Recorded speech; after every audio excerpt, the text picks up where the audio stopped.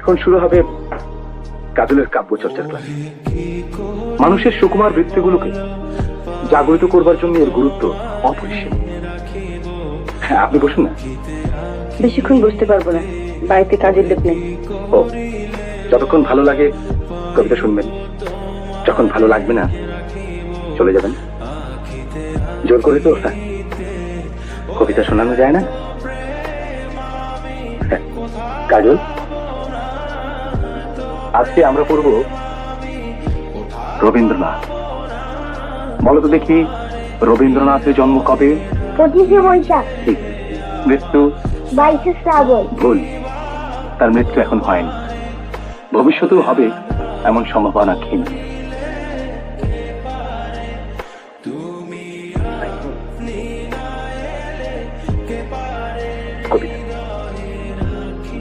আমরা দুজন একটি গায়ে থাকি, সেই আমাদের একটি মাত্র সুখ। তাদের গাছে গায়ে যে দোয়েল পাখি, তাহার গানে আমার নাচে বুক। আমাদের এই গ্রামের নামটি খঞ্জনা, আমাদের এই নদীর নামটি অঞ্জনা।